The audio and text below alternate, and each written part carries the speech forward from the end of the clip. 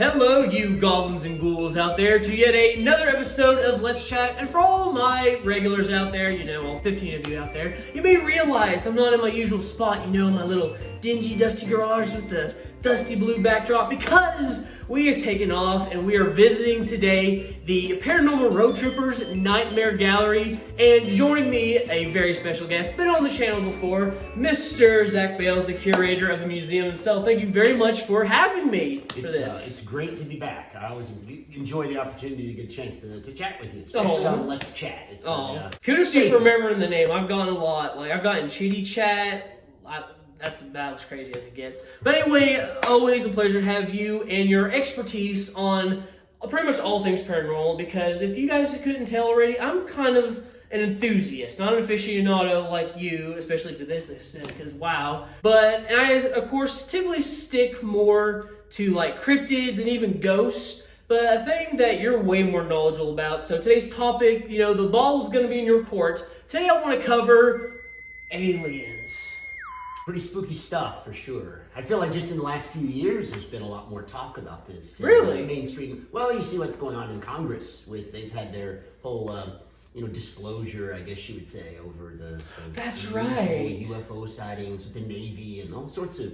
I don't know. It's been an interesting time to be into this kind of stuff. The U.S. Congress has been slowly peeling back, I guess, a lot of the mystery behind it. I think there's a lot of people in Congress right now who are interested in UFOs and extraterrestrial life. And so for the first time, Congress is holding actual sessions, investigations. They're panels. They're bringing experts, forward to testify. And a lot of people who've testified on record have made some pretty, I don't want to say outlandish or otherworldly per se claims, but they definitely talked about some interesting sightings that the United States Navy has had. And, wow. As I said, it's an interesting time to be into the UFO. Oh, wow. And I'm going to put the tinfoil hat on here for a second. So with, government showing kind of a public interest towards this stuff and kind of what's the public got to say about it? What's even our Navy and stuff got to say?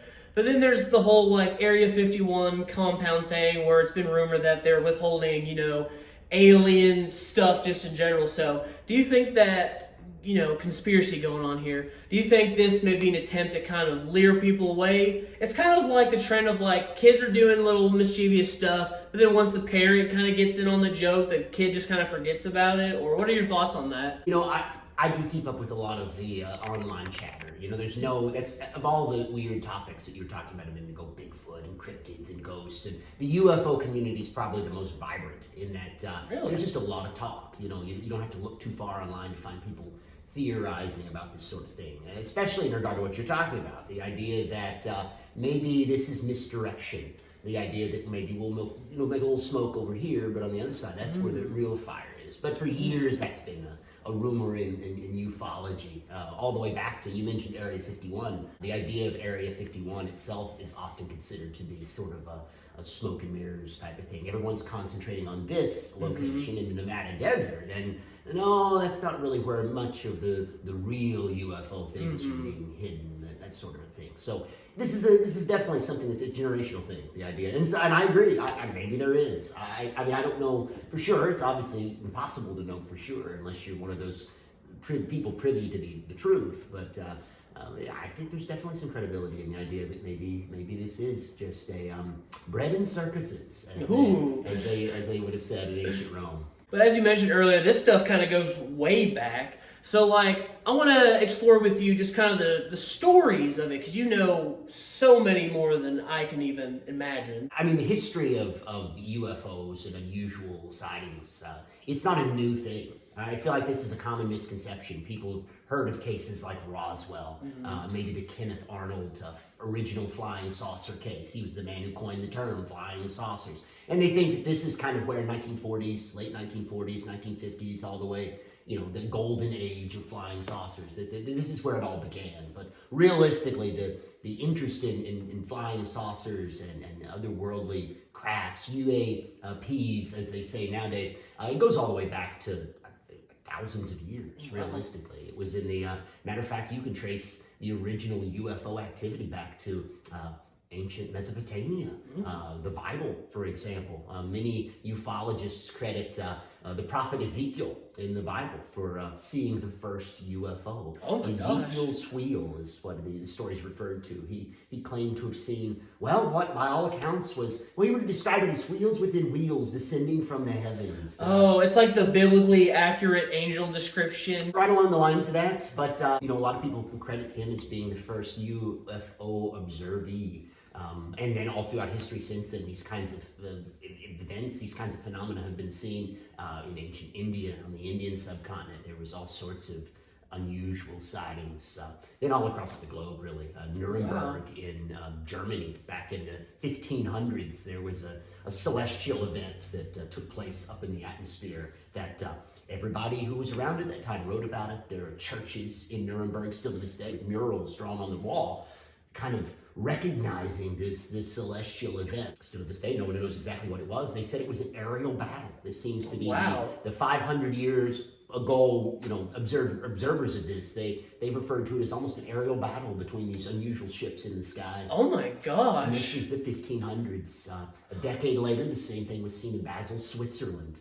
Not too long after that, Robozero, Russia. I mean, it's just all through history. So no, this is not a new phenomenon. The idea that there's something up there in the sky, or something even more than that, maybe intelligent creatures that are up there and maybe watching us, and have a tendency to come down and visit us as well. Yeah. So it's a tale as old as time, to steal the phrase from a film, I guess. You've given us the thorough history there. Like, wow, you just bombarded my brain with knowledge there. They went too fast. No, it's not that you're too fast. I'm just too slow. But now we've kind of discussed sort of like the when and, yeah, pretty much the when. But I want to kind of discuss like the what. Like, you've done like a lot of the research. You've heard a lot of the stories, obviously. But what is kind of your own personal stance on what aliens are? Is it, the stereotype of, little gray or green men, or maybe something more lackluster of like, microorganisms on the moons of whatever, or like, and if it is like a more complex, free-thinking being, what their stance kind of is with us as a species, like, or our planet in general. Well, as far as the beings themselves, because I feel like there's a two whats. There's the beings and then there's the crafts, because oftentimes the crafts are referred to as flying saucers, but all too often that's not really been the case. But regardless, the beings themselves, there are some definite similarities between many of the cases that people have reported, like you mentioned, grays, the very iconic look. I mean, there's a reason that image is sort of entered this, this for years. It's been kind of the cliche, perhaps, these tiny, big-headed creatures that abduct people, and I mean, as far as, I've not seen one of these things, so I can't say anything from experience. I think I've seen a couple in Walmart before.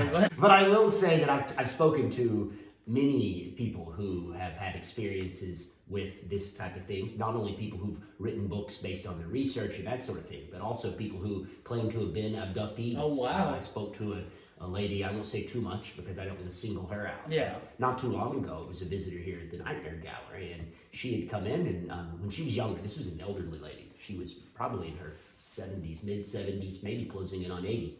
Very hard time moving about, a very aged lady, but she came in here and she was telling me about when she was young, her and her brother were in the bedroom of a night. I guess they slept in the same room, and she woke up in the middle of the night. There was one of these creatures. She described it not unlike this right here, yellow skinned. Oh. Yellow skinned. This creature was standing above her bed, had a hold of her, and was kind of leading her out of bed. She said she basically, it wasn't that she wanted to go with this particular creature, it was just she was compelled to go, or just felt like she couldn't control herself almost, that it was just something that I've got to go with this creature.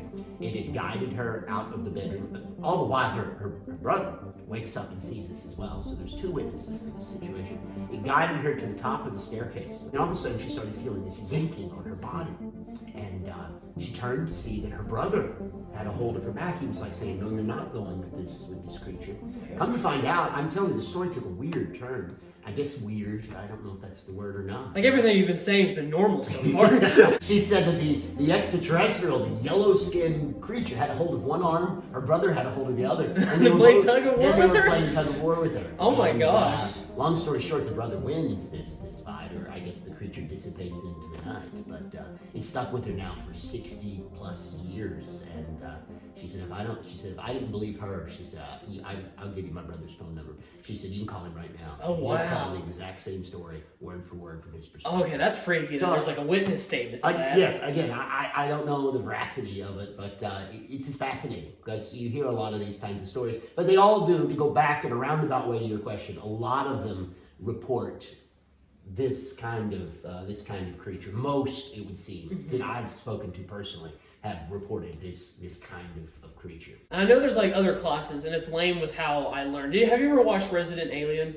I have not. It is such a good show. That's a very with, good show. The fellow Alan Tudyk. That's yes. Oh yeah, I love that show. And there's like, it identifies different classes, and I'd say my favorite is like the avians, which is like the bird-like ones. Okay. Because that's such a random and like out of left field. Like, because everyone knows the little gray men, of course, and they mention that a good deal. But anyway, digressing. So what do you think, given these stories and experiences people have, what do you think their intentions would be if they are that kind of creature? See, this is another tough question, and it's a good question, but it's a tough question to say because so many of these abductees report different experiences. Woodrow Derenberger, he was a famous abductee from Mineral Wells, West Virginia, back in the 1960s. He acted like, afterwards, when he talked about these creatures that had abducted him, in particular a fellow by the name of Indrid Cold. This was the name of the individual from the planet, apparently of Lemulus, that had ferried this guy away. He claimed that they were here for very pragmatic reasons, benevolent, certainly. They were just wanting to take him back to their world, show him around, let him know that there's something more out there, perhaps, than just Earth, than just his little neck of the woods there in rural West Virginia. At the same time, other abductee cases, like the one that took place here in Kentucky, in Stanford, back in 1976, those ladies claimed to have experiments done on them. It wasn't as much of showing them around or demonstrating that there was more out there than just the Stanford, Kentucky. They were going to conduct unusual experiments on the women's body. One of the women claimed to have remembered having her eyeballs removed from their sockets during this experiment. These metal tubes were sent back into a brain. Weird stuff. So it's not all friendly, I guess. There have been equal numbers of reports of pretty nasty incidents like that going on as well. But going back to the case you mentioned, with the missing shoes and all that, I would almost hope that was like a guy like making up a story, not because to like prove a point that aliens don't exist, but I just love the idea of someone being like that level of petty for attention that they're like stealing their neighbor's shoes and watches, and then they're like, oh, here you go, there's his back. That was actually literally 2 weeks before the Mothman saga started in Point Pleasant, West Virginia. The whole Indrid Cold situation took place just, 50 miles up the road. And a lot of people link the incident that I was talking about, Indrid Cold and the missing shoes and watches and those things, they link that with the Mothman saga because there's a lot of people who think that the Mothman itself wasn't extraterrestrial or interdimensional. When you mentioned West Virginia, I immediately thought the connection to the Mothman, because another sort of off topic I wanted to bring up was the connections to the cryptid world, because there's so many cryptids out there, Mothman included. Like you have the Flatwoods Monster, the Hopkinsville Goblins, and it's a lot theorized that those are extraterrestrial beings. Absolutely. There's a fine line, I feel like, between cryptids and aliens or these extraterrestrials. And I usually, here at the Nightmare Gallery, I usually try to differentiate between them. If it is something that I would consider to be more extraterrestrial, like the Hopkinsville Goblins, for example, I try to keep it away from the cryptid area. Just because there's a lot of, I feel like, misinformation out there. To me, a lot of, you see cryptid maps and things. You go to a lot of events, a lot of vendors will sell cryptid maps, showing you where all these different cryptids are, and they often will include the Hopkinsville Goblins on Kentucky or the Flatwoods Monster, like you said, on West Virginia. But, strictly speaking, at least to me, I don't necessarily consider those to be cryptids. Yeah. I would think they're more extraterrestrial. But again, it's for example, and I'm going to rant for maybe just a moment. Rant away, man. The Hopkinsville Goblin case, it is canonical here that these creatures came down in a ship from the stars. I mean, that was seen that night by the witnesses back in 1955, right down the road in Hopkinsville, Kentucky. They saw the ship. Well, today there has been an effort by some authors, I guess. There have been an effort by certain television personalities, certain documentaries. They have made an effort to create this idea that the goblins were always here, that they're living beneath the ground in our cave systems, and that they left the caves at night to harass the family and all these things. But if you read into the original newspaper articles that were written the next day, if you listen to the interviews that were conducted of the family, then they all report they came down in the ship. That's one thing that upsets me as someone who's a fan of many of these legends, is when some of these filmmakers and authors will spin it off for their own purposes. And then before long, you end up losing the history. And if you do that enough, then suddenly that's what everyone thinks is the truth. And that's a scary thing to me, because that's what we're all about here at the Nightmares Gallery, is trying to keep these legends alive. I was looking into the show, the history of Let's Chat, just in the last few days. I try to keep up with it whenever I can. I'd watched you had recently discussed AI. Yes, artificial that was a fun one to intelligence, do, yeah. and how dangerous that is. That is something that is becoming more and more prevalent in the research that goes into this type of stuff as well. You would be surprised how many articles, books that are being produced. And even imagery now, because back then you would have like your typical sightings, quote unquote. Exactly. And then it would be like harder to pull off like if that's real or not, because in most cases it would be practical no matter what. But now you have AI that can do this image manipulation, and it may get to a point that creates something so real like it can make up a legend. You're exactly right. And it is scary sometimes, and this leaves aliens behind and goes, but I mean, the same would be true for flying saucer photos, that sort of thing. But when you see researchers online saying, I caught Bigfoot on my trail camera, I've got a great photo of it, and then you see all the hallmarks of an artificially imagined image. The Mothman, I hate to say it, but there's been a couple of prominent researchers who have, I won't name names, but they have cranked out new books. They're peddling, and I'm getting into it really. Didn't you just come out with a Mothman? But I did. Maybe this is why this hurts me even more than that. But some people have cranked out whole books about the history of the Mothman, and I've read them. I've read their books, because I try to read all the material that comes out of this subject, and they don't even get the facts right. For example, the Mothman Prophecies, the movie, came out in the early 2000s, 2002, I believe, was when the movie was released. The Mothman Prophecies book came out in the 1970s. Well, that is conflated in these books. The idea that this movie, which starred Richard Gere, 22, 23 years ago, that it came out in the 1970s. I read this in a book about the Mothman. It was a new book on the market, and clearly that's but that and a number of other mistakes that are in there, and it's clear that it's an artificial intelligence. Again, I've torpedoed our whole argument. Well, I'd like to see, I didn't think AI would tie into this, but I guess it really does impact a lot when you think about it. I think it's going to be a real problem. It's so easy at this point to pass off evidence, especially. I got this photo of this, I took this picture, and all you plug in is, give me a grainy photo at night of the woods, make it look like a trail camera, and put the Hopkinsville Goblin or any other creature on there, and it will crank out very believable looking. Yeah. And I mean, you can tell that with a trained eye, and I'm sure you would agree, you can tell an AI photo. Oh, yeah. But it's a lot harder now than it was 6 months ago. I don't know, it's worrying. It's a worrying trend to see this. It's going to hurt the credibility of the people who really do have these photos, who really do experience these things. Because, those people already, there's a whole section of society that wants to write those people off as, uncredible, among other things. Yeah. So.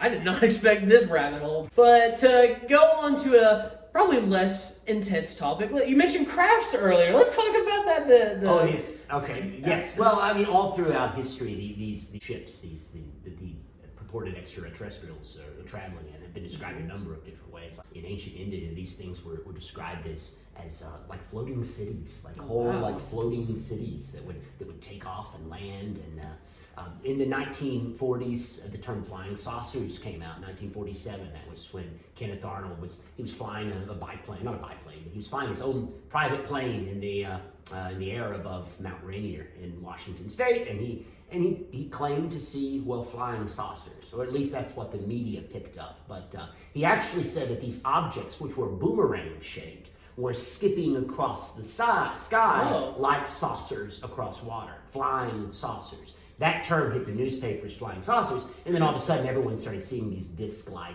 frisbee-like shapes. But yeah, according to him, he would even have told you after the fact, I saw boomerang-looking ships, and then it spun out from there. So it makes you wonder, and I don't know, again, this might be even more, it's a conspiracy within a conspiracy perhaps, but it makes you wonder if he hadn't mentioned flying saucers, because right after that was when hundreds of these things were seen in McMinnville, Oregon.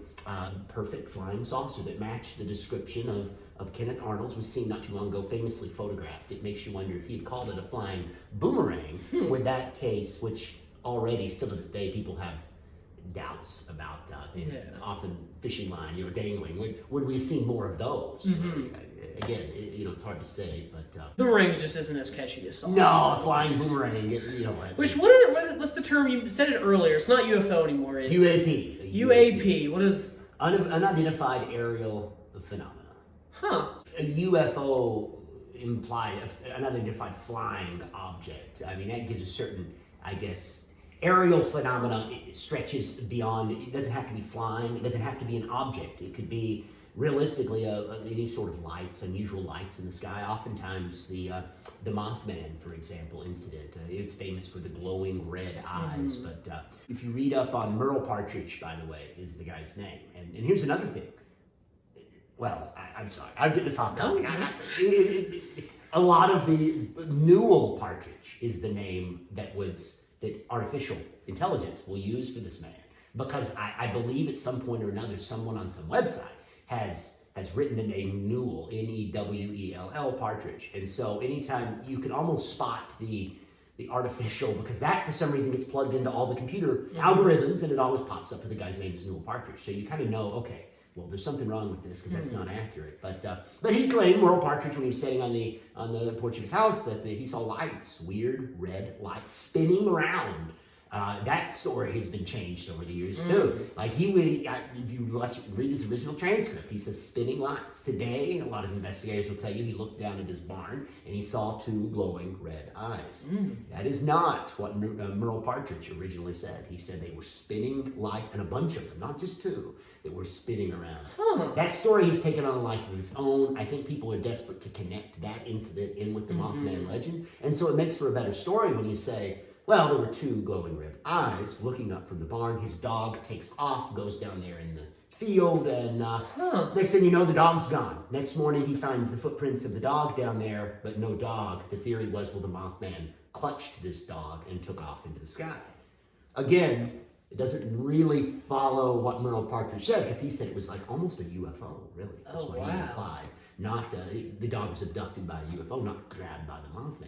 Wow, this is blowing my mind, because this is like a full circle moment, because when I brought back Let's Chat, the very first new episode I did was with my buddy Michael, who's a Mothman enthusiast, and that was his favorite case, was, yes. But the thing is, he didn't know about the whole UFO actuality of it, and so, like, we kind of talked of his standpoint on, like, the hollow earth theory, and now hearing this end of it is so fascinating to me. That's so cool. Well, it goes back to the idea that these stories start to take on a life of their own. Yeah. That over the years, there have been a number of investigators, and I'm not trying to condemn these people because, I understand that sometimes an author has a tendency, they don't want truth to get in the way of a good story. I mean, I understand that there's that aspect out there, but they've bent the truth in such a way to further the idea, to further the legend, that unfortunately a lot of the real facts of the case have gotten lost in the mist. Yeah. I would say 9 out of 10 books written about the Mothman phenomena would cite